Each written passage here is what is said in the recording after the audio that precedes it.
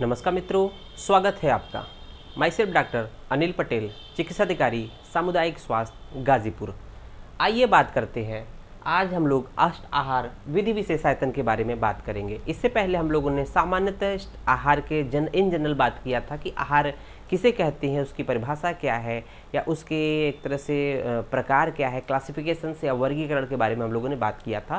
साथ ही साथ ये बात किया था कि उसके विशिष्ट अर्थात उसके इम्पोर्टेंस के बारे में देखा था कि आहार का क्या महत्व होता है। आइए हम लोग बात करेंगे आज जो ये बात कर रहे हैं अष्ट आहार विधि विशेषायतन, अर्थात जो आहार ग्रहण करने की जो 8 विशेष विधियां हैं, अर्थात विधि विशेष अर्थात आहार को ग्रहण करने के लिए कि जो भी हम आहार लेते हैं, अगर इन 8 नियमों या विशेष जो विधियां हैं इनको अगर फॉलो करेंगे, इस विधियों के तहत अगर हम आहार ग्रहण करेंगे तो वो जो आहार का अपना गुण होता है वो हमें मिलेगा।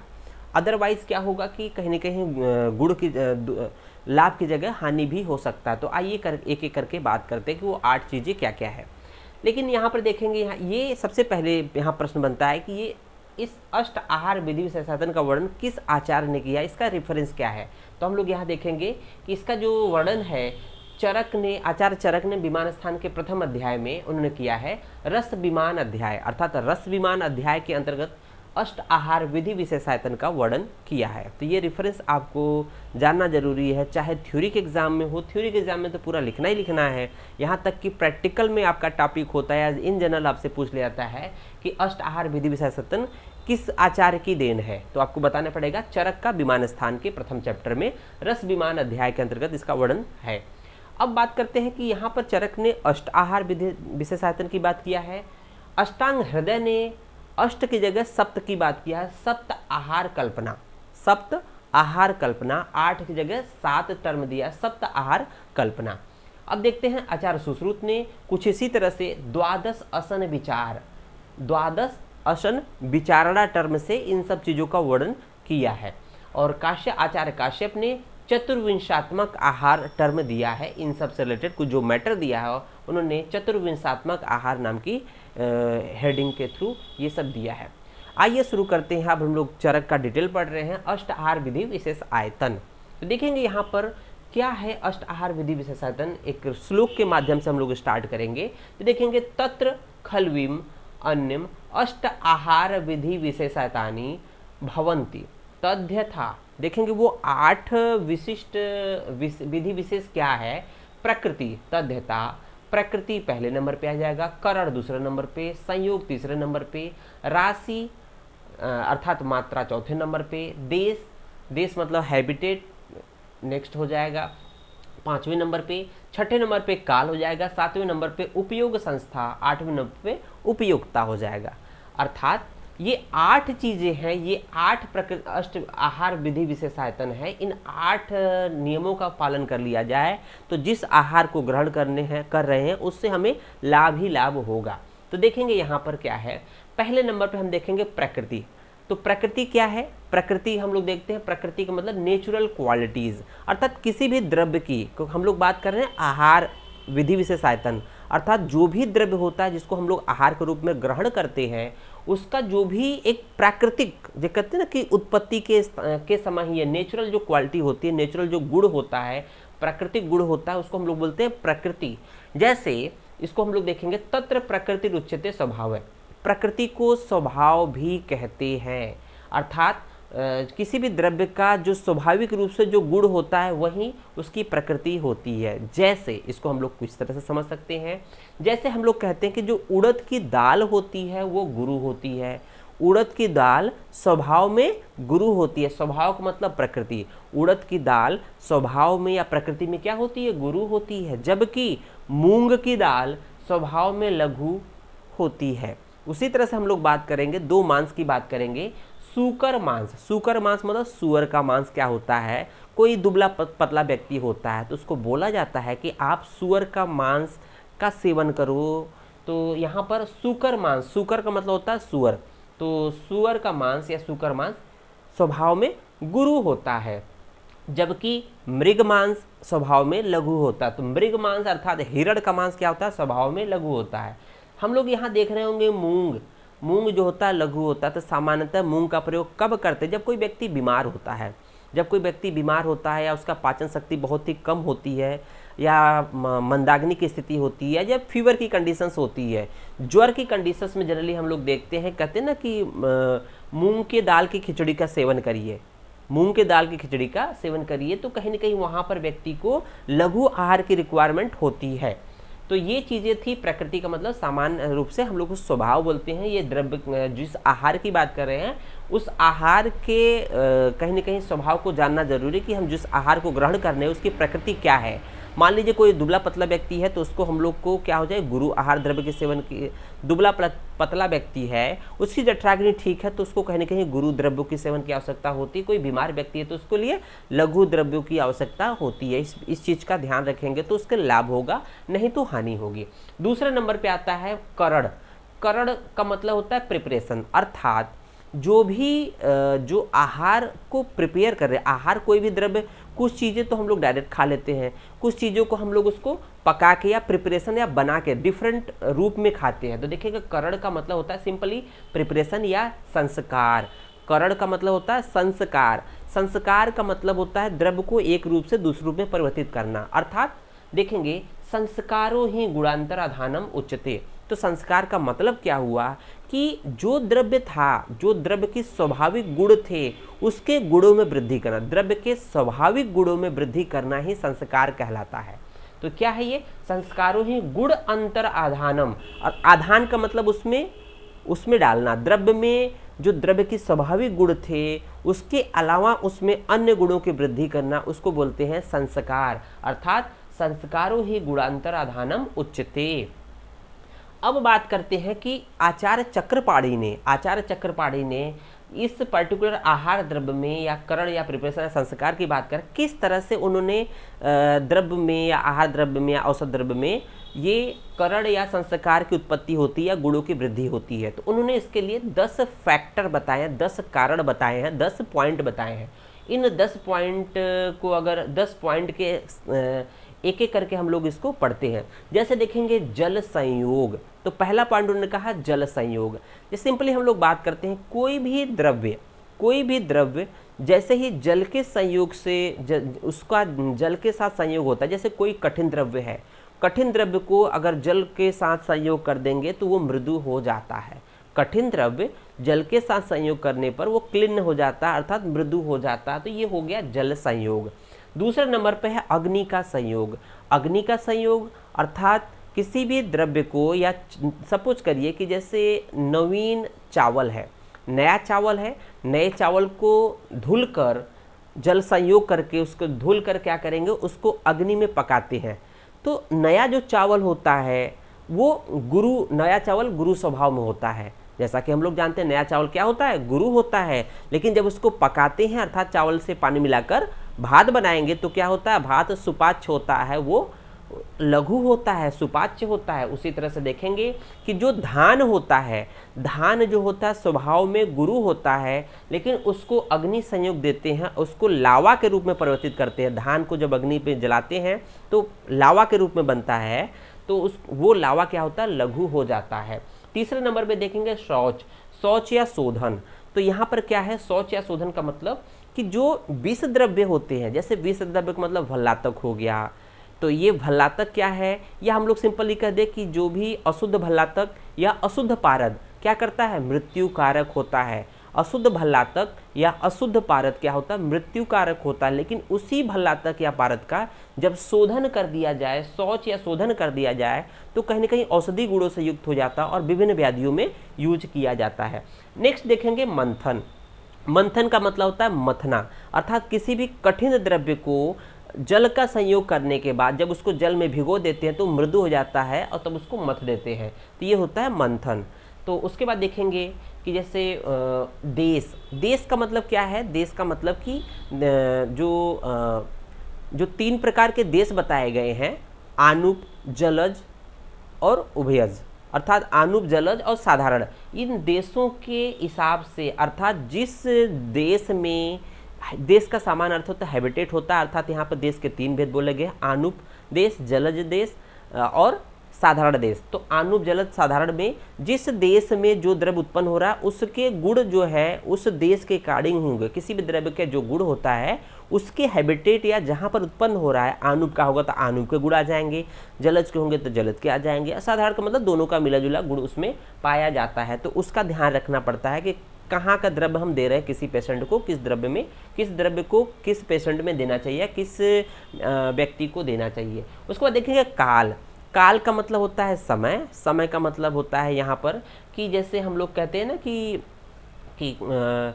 जिस तरह से हम लोग देखते हैं काल कि किसी भी जो भी चूड़ होता है या आसव होता है वो काल के अनुरूप उसमें गुणों में वृद्धि होती है। जैसे देखेंगे वासन। नेक्स्ट है वासन। वासन का मतलब होता है सुगंधित द्रव्यों का मिलाना, अर्थात किसी भी आहार या औषध द्रव्य में सुगंधित द्रव्यों को मिला देते तो उसके गुणों में वृद्धि हो जाती है।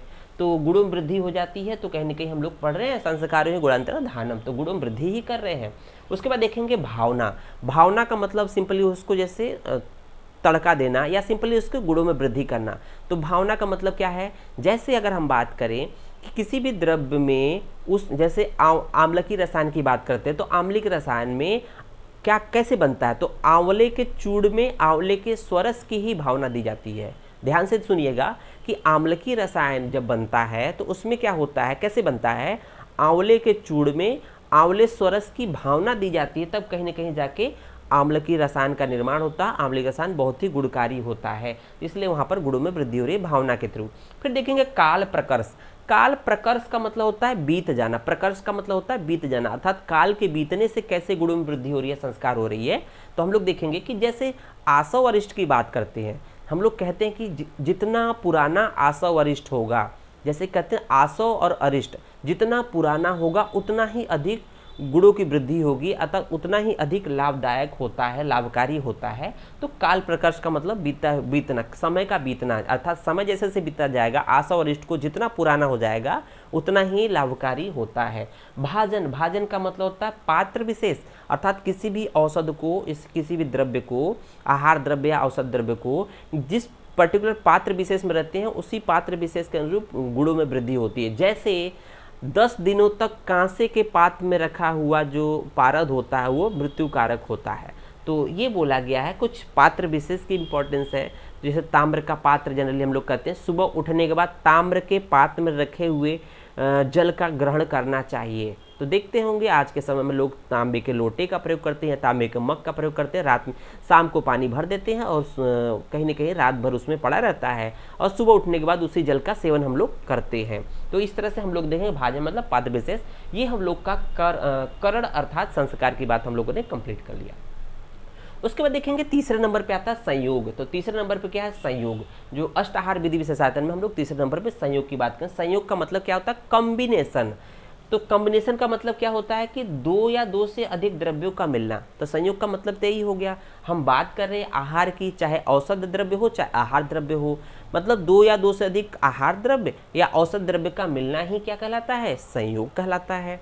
संयोग भी अगर जब दो या दो से अधिक द्रव्य आपस में मिलेंगे तो क्या होगा, यह संयोग विशेष करने वाला होता है। अर्थात जैसे हम लोग विशेष करने वाले का मतलब होता है कि मान लीजिए दो द्रव्य को आपस में मिला रहे हैं, मान लीजिए इस द्रव्य का कुछ गुण होगा, इस द्रव्य का कुछ गुण होगा, जब ये दोनों आपस में मिलते हैं तो जो यहाँ पर मिलने के बाद, संयोग के बाद एक विशिष्ट गुण की उत्पत्ति होती है जो कि न इसमें पहले से था न इसमें था, अर्थात एक मिला जुला गुण, एक विशिष्ट गुण की उत्पत्ति होती है। यही कह रहा है, दो या दो से अधिक द्रव्यों का मिलना ही संयोग कहलाता है और इन दोनों मतलब कि द्रव्यों के संयोग से यह विशेष करने वाला होता था, विशिष्ट गुणों को उत्पन्न करने वाला होता है। आइए देखते हैं इसको उदाहरण के स्वरूप कैसे हम लोग समझते हैं।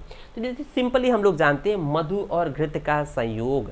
मधु और घृत का संयोग कैसे देखेंगे, इसमें मात्रा की बहुत बड़ी इंपॉर्टेंस है। अर्थात अगर मधु और घृत को अगर सम मात्रा में, अर्थात जितनी मात्रा में मधु ले रहे हैं उतनी मात्रा में घृत लेते हैं तो उसको मना किया गया है, सेवन नहीं करना चाहिए। सम मात्रा में मधु और घृत का सेवन नहीं करना चाहिए क्योंकि वो शीघ्र मारक होता है, शीघ्र ही मृत्यु कारक होता है। उसी तरह से जस्ट उसके अपोजिट मधु और घृत का सेवन करने को बताया गया है, लेकिन सम मात्रा में नहीं, विषम मात्रा में, अर्थात इनका जो संयोग होना चाहिए वो विषम होना चाहिए तो लाभदायक होता है। जैसे किसी बच्चे का जन्म होता है तो मधु और घृत को चटाया जाता है, उसके तालू पर चटाया जाता है थोड़ा सा, ताकि उसको एनर्जी मिले, और साथ ही साथ मधु से क्या है, इम्यूनिटी और कहीं ना कहीं उसको एनर्जी मिले। तो ये जो कंपोजिशन होता है, संयोग होता है, ये कॉम्बिनेशन, ये विषम होता है, ये लाभदायक होता है। उसके बाद देखेंगे कि यहाँ तो दो द्रव्यों का संयोग था, ये देखेंगे 3 द्रव्यों का संयोग है। जैसे मधु के साथ मछली और दूध, मधु, मछली, दूध क्या होता है, ये अगर हम एक साथ मिलाकर खा लें, एक साथ मिलाकर सेवन किया जाए तो कुष्ठ रोग की उत्पत्ति होती है, अर्थात स्किन डिजीजेज उत्पन्न होते हैं मधु, मछली और दुग्ध। सिंपली हम लोग कहते हैं कि जब भी मछली का सेवन किया जाए, मछली का सेवन करने के पश्चात दुग्ध का सेवन वर्जित है, विरुद्ध है। अर्थात ये जो भी पढ़ रहे हैं, जो यहाँ पर देख रहे होंगे शीघ्र मारक वाला मधु और घृत का सब मात्रा में संयोग और मधु, मछली और दुग्ध का संयोग कुछ रोग उत्पत्ति कर रहा है। ये कॉम्बिनेशन क्या रिप्रेजेंट कर रहा है, विरुद्ध गुण उत्पत्ति, अर्थात बेनिफिशियल नहीं है, ये कहीं ना कहीं हार्मफुल एक उत्पत्ति हो रही है, ऐसे गुण की उत्पत्ति हो रही है जो शरीर को हानि पहुंचाए, अर्थात यहाँ पर इनके संयोग से विरुद्ध गुण की उत्पत्ति हो रही है। अब इसी बात को आचार्य चक्रपाणी ने 18 प्रकार के परस्पर वैरोधिक आहार के घटकों का वर्णन किया है, अर्थात उन्होंने बताया है कि अलग अलग कंपोजिशन में अलग अलग, जैसे देश विरुद्ध के कुछ एग्जाम्पल दिए हैं, काल विरुद्ध के कुछ एग्जाम्पल दिए, मात्रा विरुद्ध है, अग्नि विरुद्ध, इसी तरह से उन्होंने टोटल 18 प्रकार के परस्पर वैरोधिक आहार के घटकों का वर्णन किया है। तो तीसरे नंबर पे हम लोगों ने संयोग की बात कर ली है। आइए चौथे नंबर पे देखेंगे राशि। राशि का मतलब होता है मात्रा या क्वांटिटी। राशि का मतलब होता है आहार या औषध की एक निश्चित मात्रा होती है, पर्सन टू पर्सन किसी भी व्यक्ति की अपनी एक निश्चित मात्रा होती है आहार की, वो वेरी नहीं करती है। तो अलग अलग पर्सन में अलग अलग मात्रा होती है, अर्थात तो राशि का मतलब होता है मात्रा या क्वांटिटी।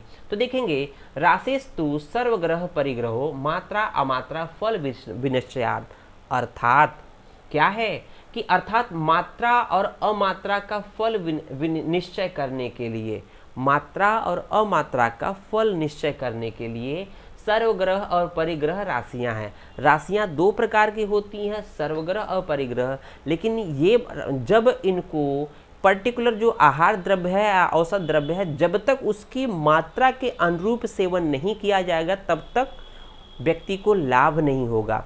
अगर मात्रा के अनुसार सेवन कर रहे हैं, जितनी मात्रा रिक्वायरमेंट है उतनी मात्रा सेवन कर रहे हैं, तब तो ये लाभदायक है। अन्यथा मात्रा से अधिक मात्रा सेवन कर रहे हैं या कम सेवन कर रहे हैं, मात्रा में कम सेवन कर रहे हैं, तो क्या होगा, ये लाभदायक नहीं होगा, नुकसान होगा या हानिकारक हो सकता है। तो यहाँ पर देखेंगे चरक ने मात्रा 2 प्रकार की बताई है। सर्वग्रह, सर्व शब्द से मतलब होता है सभी चीज को एक साथ मिलाकर खाना। सर्व का मतलब क्या है कि सभी आहार द्रव्य को एक साथ मिलाकर खाना सर्वग्रह कहलाता है, सर्वग्रह कहलाता है। सभी आहार द्रव्यों का एक साथ पिंड के रूप में प्रमाण ग्रहण, अर्थात जो भी दाल चावल रोटी सब्जी जो भी चीज खाते हैं सब एक मिला खाने को क्या कहते हैं, सर्वग्रह। उसके बाद देखेंगे परिग्रह। परिग्रह का मतलब हम लोग एक एक आहार द्रव्य या एक एक औषध द्रव्य को बिल्कुल अलग अलग प्रमाण के रूप में ग्रहण करना क्या कहलाता है, परिग्रह कहलाता है। तो ये हो गया हम लोग का राशि। आइए बात करते हैं 5वें नंबर पे देश। देश का मतलब जो सामान्यतः होता है यहाँ पर हैबिटेट होता है। हैबिटेट का मतलब क्या है, जहाँ पर जिस स्थान पर कोई भी आहार या औषध द्रव्य उत्पन्न होता है, तो देखेंगे हैबिटेट। तो यहाँ देखेंगे देशः पुनः स्थानम, देश पुनः स्थान को कहते हैं। स्थान का मतलब जहाँ पर कोई भी आहार द्रव्य या औषध द्रव्य की उत्पत्ति होती है। देशः पुनः स्थानम स्वद्रव्याणाम उत्पत्ति प्रचारो देश सात्म्यम च अष्टे, अर्थात देश पुनः स्थान को कहते हैं। जैसा कि हम लोग कह रहे हैं, देश को क्या कहते हैं, किसी भी द्रव्य औसत द्रव्य आहार द्रव्य का जो उत्पत्ति जो स्थान होता है उसको हम लोग सिंपली कहते हैं, उसको स्थान बोलते हैं देश को, ठीक है। देश पुनः स्थान को कहते हैं द्रव्य की उत्पत्ति और उसका प्रचार। द्रव्यों की उत्पत्ति अर्थात जिस स्थान पर मूल उसका जो मूल ओरिजिन हुआ है और उसके साथ साथ वो अन्य जगह पर भी गया है और वहाँ पर भी वो उत्पत्ति हो रहा है, तो द्रव्यों की उत्पत्ति और उसका प्रचार देश सात्म को बतलाने वाला होता है। जैसे हम लोग बात करें कि चावल चावल का जो मूल या ओरिजिन है, जैसे चावल तो देखा जाए पूरे भारतवर्ष में भी खाया जाता है चावल, लेकिन इसकी उत्पत्ति कहाँ है, साउथ रीजन में। जो साउथ बेल्ट होते हैं, दक्षिण भारत के क्षेत्र जो होते हैं, वहाँ आप साउथ साइड में चले जाएंगे तो वहाँ पर आप चावल की बनी हुई चीज़ें ही सामान्यतः सेवन करते हैं। चाहे इडली हो, चाहे कुछ भी जो चीज़ें हैं, चावल की बनी हुई चीज़ें ही सेवन करते हैं। वो 12 महीना चावल या भात का सेवन करते हैं, इस चावल की बनी चीज़। जबकि अगर हम लोग अगर साउथ में चले जाएं तो 2 दिन 4 दिन के अलावा हम लोग नहीं खा सकते हैं, क्योंकि हमारे लिए वो साथ में प्रॉपर नहीं है। तो हमें चाहिए गेहूँ। हम बिना रोटी के नहीं रह सकते हैं, अर्थात 2 दिन 4 दिन तो एडजस्ट कर सकते हैं, लेकिन कहीं ना कहीं हम रोटी की तलाश में अपने जो हम जिस स्थान पर हैं वो फील्ड क्या होता है, गेहूं के लिए साथ में है। अर्थात यहाँ पर गेहूं की उत्पत्ति अच्छे से होती है और गेहूं हमारे लिए, गेहूं की बनी रोटियाँ साथ में होती है। तो ये बताना चाहता है देश, देश का मतलब हैबिटेट। तो इस तरह से हम लोग इसका जो नेक्स्ट 3 पार्ट है, इसके 3 जो इसके कंपोनेंट है, इसके नेक्स्ट लेक्चर में हम लोग बात करेंगे। धन्यवाद।